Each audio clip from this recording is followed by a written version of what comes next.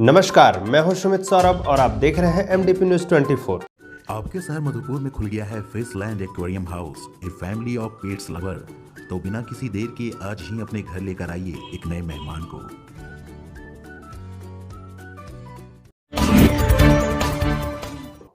आगे बढ़ने से पहले नजर डालते हैं आज के हेडलाइंस पर। मधुपुर नगर परिषद क्षेत्र में पीएम आवास योजना में भारी अनियमितता। मधुपुर नगर परिषद उपाध्यक्ष जियाउल हक के पिता का निधन। देवघर जिले में बिक रहा प्रधानमंत्री आवास के नाम पर बिचौलिए मांगते 5 से 20 हजार रुपए। फेडरेशन ऑफ झारखंड चैम्बर का हुआ अधिवेशन। लॉटरी के द्वारा आवंटित किया गया पीएम आवास योजना शहरी के आवास। शिक्षकों की कमी को लेकर विद्यार्थी परिषद ने प्राचार्य को सौंपा ज्ञापन। आपके शहर मधुपुर में खुल गया है बुलेट का सर्विस सेंटर, जहां आपके रॉयल इनफील्ड से जुड़े सभी ओरिजिनल पार्ट्स और मॉडिफाई करने का सारा सामान उचित मूल्य पर उपलब्ध है। अब खबरों को जानते हैं विस्तार से। मधुपुर नगर परिषद क्षेत्र में पीएम आवास योजना के अंतर्गत लाभुकों को मिलने वाले आवास में भारी अनियमितता बरती जा रही है। इस संबंध में वार्ड नंबर 21 के निवासियों ने बताया कि हमारे वार्ड में पीएम आवास के लिए बहुत से ऐसे लाभुक हैं जिनके द्वारा पीएम आवास के लिए दिए गए आवेदन के वर्षों बीत गए, लेकिन उन्हें आवास की स्वीकृति नहीं मिल रही है। वहीं कुछ लाभुकों ने यह भी बताया कि वार्ड में वैसे भी लोग हैं जो पैसों के बदौलत पीएम आवास प्राप्त कर रहे हैं। उन लोगों ने सीधे सीधे नगर परिषद से संबंधित पदाधिकारी पर अनियमितता बरतने का आरोप लगाया। उन लोगों ने यह भी बताया कि कुछ तो ऐसे लाभुक हैं जिनके पास पहले से 2 मंजिला मकान है और उन्हें पीएम आवास स्वीकृत किया गया है। कुछ ऐसे लाभुक हैं जिन्होंने 1 महीने पहले आवेदन दिया है और उनकी आवास स्वीकृत हो गई, लेकिन जो गरीब गुरबा हैं उन्हें 1 वर्ष बीत जाने पर भी आवास नहीं मिल पा रहा है। वहीं इस वार्ड के वार्ड पार्षद गोविंद कुमार यादव का कहना है कि हमारे वार्ड में कई ऐसे आवास हैं जो बिना हमारी अनुशंसा के ही स्वीकृत कर दिया जाता है। अब सिटी मैनेजर किस आधार पर आवासों की स्वीकृति हमारे बिना अनुशंसा के दे रहे हैं, यह तो जांच का विषय है। यह कहानी सिर्फ वार्ड नंबर 21 की ही नहीं, ऐसी शिकायतें अन्य वार्डों से भी आ रही है। आखिर जब जरूरतमंदों को आवास नहीं मिल पा रहा हो तो जिनके पास पक्के मकान और घर में 2 पहिया या 4 पहिया वाहन है, उन्हें आवास स्वीकृत करना भारी अनियमितता की ओर संकेत कर रहा है।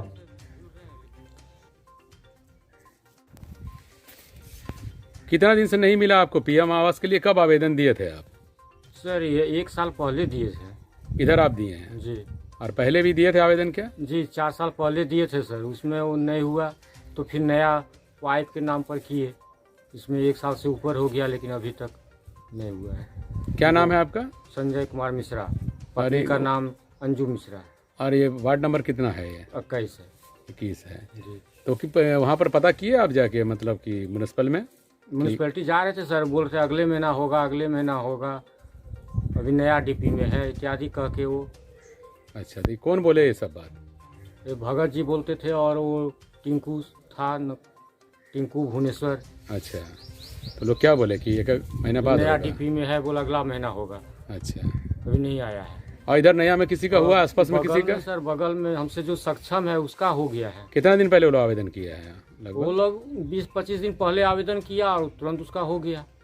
और हम 1-1.25 साल से झूल रहे हैं लेकिन मेरा नहीं हो रहा है। इधर फिर आप गए थे फिर इधर कभी हाल में म्यूनिसिपल में? जी सर, 15 दिन पहले गए। अच्छा, फिर बोला जी 2 दिन के बाद होगा, लेकिन ये 2 दिन का अंत नहीं हो रहा है। आज सुबह के लगभग 10:30 बजे मधुपुर नगर उपाध्यक्ष जियाउल हक के पिता का निधन हो गया। वे 76 वर्ष के थे। वे एक अवकाश प्राप्त शिक्षक एवं समाजसेवी भी थे। उनके निधन से आसपास के क्षेत्र में शोक की लहर दौड़ गई। उनके अंतिम दर्शन के लिए आसपास के गांव से भारी संख्या में लोग आ रहे हैं। स्थानीय लोगों में वे अपने न्यायप्रिय शख्सियत के रूप में विख्यात थे। सभी समुदाय के लोग उन्हें आदर देते थे। मौके पर शोकाकुल नगर उपाध्यक्ष जियाउल हक ने बताया यह उनके पिता के ही संस्कार हैं जिसके बदौलत आज भी इस पद पर आसीन है। उन्होंने बताया कि मंगलवार को दिन के 11 बजे लालगढ़ कब्रिस्तान में उनके पिता को सुपुर्द खाक किया जाएगा। 10:30 बजे, आज 10:30 बजे आज सुबह। हाँ, हमारे बाबूजी का देहांत हुआ है। ये तो शिक्षक थे, जी जी जी समाज सेवी थे और आसपास के क्षेत्र में इनका बहुत ही योगदान रहा है गरीबों के प्रति। देखिए, उन्हीं का संस्कार हम लोगों में है जो आज जो हम लोगों को मान सम्मान है, इन्हीं का प्रतिष्ठा है, इन्हीं का कर्मों का फल है जो आज हम लोगों को समाज में प्राप्त हो रहा है। सभी जाति सभी वर्ग इनकी सभी खबर धर्मों को- सुनते ही क्षेत्र में बहुत सारे लोग दुखी हैं। जी आना जाना लगा है, आना जाना लगा। इन्होंने अपना पूरा जीवन जी लिया, लगभग 77 ईयर्स हो गए हैं, 77 साल के। चलिए अब पाक परवरदिगार भगवान का लीला है, उनको जो पीएम आवास योजना के नाम पर बहुत बड़ा फर्जीवाड़ा देवघर जिले में चल रहा है। इसका साक्षात प्रमाण यदि देखना हो तो मधुपुर विधानसभा के जमुनी पंचायत अंतर्गत लक्खी बाजार के गांव के हरिजन मुसहर टोला में जाएं तो आपको पता चलेगा कि जिन लोगों को आवास की नितांत आवश्यकता है उन्हें अब तक पीएम आवास योजना से महरूम रखा गया है। इनसे बार बार आवेदन तो लेते हैं लेकिन इनका आवास नहीं बनता। इस पूरे टोले में एक भी पक्के का मकान नहीं है। टोला में रहने वाले लोग आज भी बिचाली के बने फूस के घरों में रहने को मजबूर हैं या फिर आवास के नाम पर 40 वर्ष पहले बने टूटे फूटे जर्जर इंदिरा आवास है। क्या इन गरीबों को जीने का अधिकार नहीं है? गरीब अपनी व्यथा सुनाते हुए कहते हैं, हमारे पास पैसे नहीं होने के कारण हमें आवास नहीं मिलता है। आवास देने के लिए हमसे 5,000 से 20,000 रुपये तक मांगे जाते हैं। अब हम गरीबों के पास खाने के तो है नहीं, आवास के लिए पैसे कहाँ से दें? हर बार हम लोगों से खाना पूर्ति के नाम पे आवेदन लिया जाता है, लेकिन फिर वह आवेदन कहाँ जाता है हम लोगों को कोई पता नहीं। हम लोगों को बस इस आस में रखा जाता है कि जल्दी आप लोगों को आवास मिल जाएगा। आखिर वे लोग कौन हैं जो इनका हक मार रहे हैं? क्यों विभाग ऐसे लोगों पर कार्रवाई नहीं करता? जिस दिन पीएम आवास योजना की जमीनी सच्चाई सामने आएगी, दर्जनों बाबू लोग जेल के भीतर नजर आएंगे। आइए देखते हैं हमारे पाथरोल संवाददाता अमरनाथ पाठक की यह रिपोर्ट।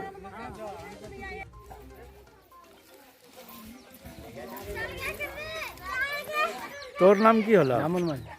जामुन माझी। ये कौन गांव है का? खेलवा डंगाल। तो यहाँ एको गो पक्का मकान न दिखाई दिया, काहे? यहाँ पक्का मकान न हो, नार छाड़ के तो नहीं रहे हो, तो कोई देखे ना हो मुखिया ई सब नेता ई सब? इने आवई ने, इने आवई ने। बोला आखिर घर तो नहीं के नया हो, एकर बारे में घर नहीं छो बाबू, हमने का बिचाली घर छो। हाँ देख ले बिचाली, दे पानी पड़े छो तो पॉलिथीन लग रहे छे, पॉलिथीन बिछा रहे छे। की करबे पानिया कैसा रखबे? पानी ऊपर एते एक एगो कॉल जाई वहां कष्ट है छी किनल होय छी। की करबे? पॉलिथीन बिछा रहे छी, राशन किने लानी बिछा ले। जे आवे छे जे ई एते बस्तिया को ध्यान ले दी, कौन ध्यान दी करबे? यहां लिखी लगे सब कुछ, लेकिन यहां से लिखी ले को लखी बाजार जमनी लगा दे दे। हमने का नहीं देल को यार, यहां का लेवल को लिखी रह दो लखी बाजार ने ये प्राण लिख दे। यहां कॉल खराब होला जल होवे नहीं चुटला अपना जमनी लखी बाजार दे देल को। यार लखी बाजार दे घर घर छोड़, हमने का नहीं घर पर घर कुछ करब करहिए। ए बाबू तो हमने का नैन दिए छो, जकरा दी छो तकरा हमने का देला छो। देख ले आंखें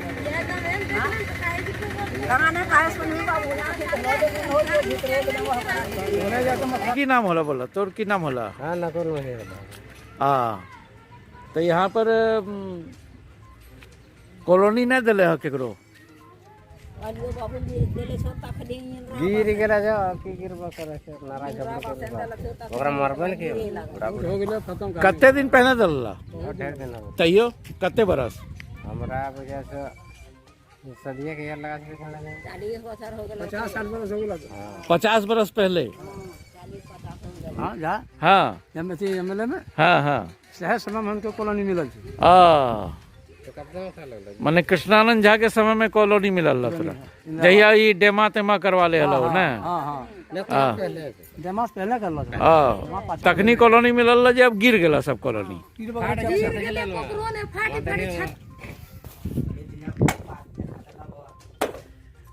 सब आज के कॉलोनी लगा फुटलो भांगला कॉलोनी हो गेले। देखिए ये कॉलोनी मिला है 50 साल पहले, जिसमें ये लोग रहते हैं। और परेशानी ये है कि इस घर के अंदर में सोने से इनको डर लगता है। हट गया है चकला। इस घर के अंदर में चकला की हो गया कॉलोनी, फाट गेले। डर लगता है ना घर में सोने से, बच्चा लेकर के। तो बालू गिरे छे छता वाला तो डर नहीं लगते सुते रात बेरा दबे जबन की है बने की। हां तो सरकार सुन लके कोई नहीं, जितना कॉलोनी आए छे सब पानी ले जैसे हमने कहां जा बस्ती में एगो चापाकल छे, पानी पिया से सब मरे छे। प्यास लागे है ना, लेकिन कल खराब हुए जाइए नीचे उठला पानी आने, नीचे उठला जाइए पानी आने एगो कल से। और वोट लिए कर गया जा तो मुखिया सरपंच बाबू मया कर ला तो दे वोट के देते उनका वोट को उन्होंने जीता ही वोट सरकार दे तो खाली ओकरे जीता सरकार वोट तो हमने दे दिए छी तो सरकार वोट दे दे। हाँ सरकार वोट दे सरकार वोट दे दे हमका कॉलोनी। अच्छा मायो तोर की नाम फिर बताओ। हमार फुलसेरी देवी। अच्छा तोर की नाम? हमारा नाम काजल देवी। अच्छा काहे तोरा ई कॉलोनी ना मिलब करे?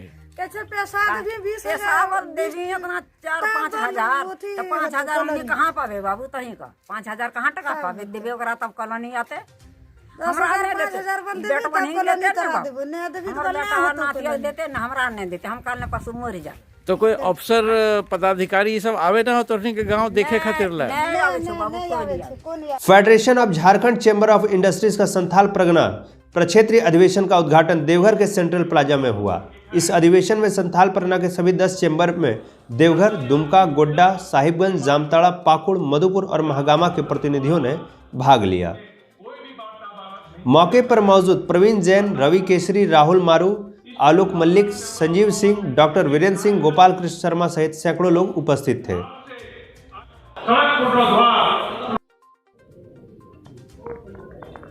धन्यवाद श्री राजेश अग्रवाल जी। कि व्यापार जिला के उच्च पदाधिकारियों को दिशा निर्देश दिया जाए जिससे व्यापार अपना जो है आशा के साथ अपने। कोरोना काल के बाद हम लोग काफ़ी दिनों से सोच रहे थे कि एक अधिवेशन हो संथाल परगना लेवल का। Federation of Jharkhand chamber Santhal Pargana अधिवेशन हम लोग कर रहे हैं, जिसमें संथाल परगना के 6 जिले के 10 चैम्बर और फेडरेशन की पूरी कार्यकारिणी आई हुई है। और इस अधिवेशन का हम लोगों ने थीम रखा है संथाल परगना व्यापक संभावनाओं का क्षेत्र। बिजनेस, ट्रेड और इंडस्ट्री के रूप में हम संथाल परगना को व्यापक संभावना का क्षेत्र देख रहे हैं। और इसी मूल उद्देश्य से हमने संथाल परगना के सभी 6 जिलों के चैम्बर से उनका मंतव्य लिया और हमारे साथ जो सदस्य आए उनका भी ओपन सेशन में मंतव्य लिया। और इसका आउटकम इस रूप में आएगा कि जो भी हमने संभावनाएं देखी और जो समस्याएं हैं, अड़चन है, उसको शामिल करके एक बुकलेट तैयार करेंगे जो भारत सरकार और झारखंड सरकार के सभी संबंधित अधिकारियों, मंत्री और जनप्रतिनिधियों के पास भेजा जाएगा। और हम लोग 2 महीने के अंदर इसका आउटपुट के रूप में एक संथाल परगना के डेवलपमेंट का रोड मैप तैयार करके फेडरेशन ऑफ झारखंड चैम्बर की ओर से एक रोड मैप तैयार करके मुख्यमंत्री को उनके रांची स्थित कार्यालय में समर्पित करेंगे। संथाल परगना को आप किस तरह देख रहे हैं? क्या औद्योगिक क्षेत्र लगाने का विचार है? संथाल परगना जैसा कि मैंने बताया, यहाँ पे सोलर एनर्जी का बहुत सारा संभावना है। झारखंड का सबसे बड़ा कोल ब्लॉक अमड़ापाड़ा में है जो पाकुड़ जिले में है। और एयरपोर्ट, एम्स जैसी बड़ी संस्थाएं, NH का जाल है, यहाँ रेलवे नेटवर्क का जाल हो गया संथाल परगना में। तो इंडस्ट्री का पूरी ग्रोथ की संभावना यहाँ पे दिख रही है। इफ्को जैसी बड़ी संस्थाएं, फॉर्चून की जैसी बड़ी संस्थाएं देवघर में इंडस्ट्री लगाने के लिए, होटल इंडस्ट्री लगाने के लिए आगे आ रही है। इसलिए हम ये उम्मीद करते हैं कि अगर फेडरेशन और चैम्बर मिलकर हम अपना रोड मैप भेजें तो सरकार बाध्य होगी इस रोड मैप के ऊपर चलने के लिए। और संथाल परगना को हमने सबसे बड़ा संकल्प जो आज लिया है कि संथाल परगना को स्पेशल इकोनॉमिक जोन के रूप में घोषित कराएं। आज दिन सोमवार दिनांक 8 फरवरी 2021 को नगर परिषद मधुपुर के तत्वाधान में नगर परिषद सभागार में प्रधानमंत्री आवास योजना शहरी घटक 3 के अंतर्गत नवाडी भेड़वा में बहुमंजिला निर्माणाधीन आवास के लिए लाभुकों को लॉटरी के माध्यम से आवंटन किया गया। इसकी अध्यक्षता कार्यपालक पदाधिकारी श्री सुशील कुमार के द्वारा की गई। इस आवंटन में कुल 29 लाभुकों को आवास आवंटित किया गया। ज्ञात हो कि प्रधानमंत्री आवास योजना के घटक 3 के तहत कुल 4 भवनों का निर्माण किया जा रहा है, जिसमें कुल 120 आवास हैं। इस परियोजना की कुल लागत 7 करोड़ 30 लाख है। लेकिन अगर जांच में ऐसा पाया जाता है कि आपके नाम से कहीं पर भूमि है या फिर पक्का मकान है, तो आपका आवंटन रद्द करते हुए कानूनी कार्रवाई की।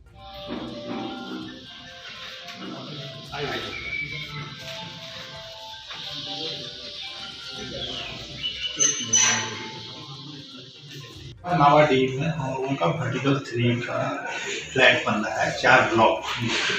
कंप्लीट हुए हैं। 120 ट्रैक है टोटल, जिसमें हम लोगों का पहले हो चुका था 64 का बाकी था, बाकी लोग का पहले हम लोगों ने आवंटन कर दिया था। 64 का अभी आवंटन की प्रक्रिया हम लोग कर रहे हैं, अभी करवा रहे थे। उसमें बहुत सारे लोग के बारे में पता चला है कि जो एलिजिबल नहीं है वो भी आवेदन कर दिए हैं, तो इसलिए हम लोग 10-15 फ्लैट 15 को होल्ड करके रखे हैं और उन लोगों की जांच कराएंगे जिनके ऊपर कंप्लेन आया है, और यदि सत्य पाई गई तो हम कार्रवाई करेंगे उन लोगों पर। आज अखिल भारतीय विद्यार्थी परिषद मधुपुर कॉलेज अध्यक्ष सुदामा यादव के नेतृत्व में कुलपति के नाम पर मधुपुर कॉलेज प्राचार्य को ज्ञापन सौंपा गया, जिसमें कॉलेज में शिक्षक एवं शिक्षकेतर कर्मचारियों की कमी को देखते हुए कहा कि कॉलेज में हर विषय के लिए शिक्षक नहीं होने से छात्रों को काफ़ी परेशानी होती है। छात्रों को कॉलेज में क्लास कराने के लिए बुलाया जाता है, लेकिन सभी विषय के शिक्षक नहीं होने के कारण छात्र बाहर कोचिंग में क्लास करते हैं और नोट से पढ़ाई करनी पड़ती है, जिसके कारण अतिरिक्त शुल्क भी देना पड़ता है। गरीब बच्चे बहुत मुश्किल से कोचिंग कर पाते हैं, जिसका खर्च अभिभावक नहीं उठा पा रहे हैं। इस स्थिति में बहुत छात्र पढ़ाई से वंचित हो जा रहे हैं। वहीं कर्मचारियों के अभाव में छात्रों को दिन भर लाइन में लगे रहना पड़ता है। किसी काम के लिए और परीक्षा फॉर्म या नामांकन के समय सीमित समय दिया जाता है, उसके बाद विलम्ब शुल्क लग जाता है। दिन भर लाइन में खड़े होने के बाद भी काम नहीं होने से घूमना पड़ता है और अंत में विलम्ब शुल्क देकर फॉर्म जमा करना पड़ता है। इसलिए जल्द से जल्द शिक्षक और शिक्षकेतर कर्मचारियों की नियुक्ति की जाए, ताकि छात्रों को अपनी पढ़ाई के लिए चक्कर ना लगाना पड़े। आज के लिए इतना ही, दीजिए मुझे इजाज़त। फिर मिलेंगे नई खबरों के साथ, तब तक के लिए नमस्कार।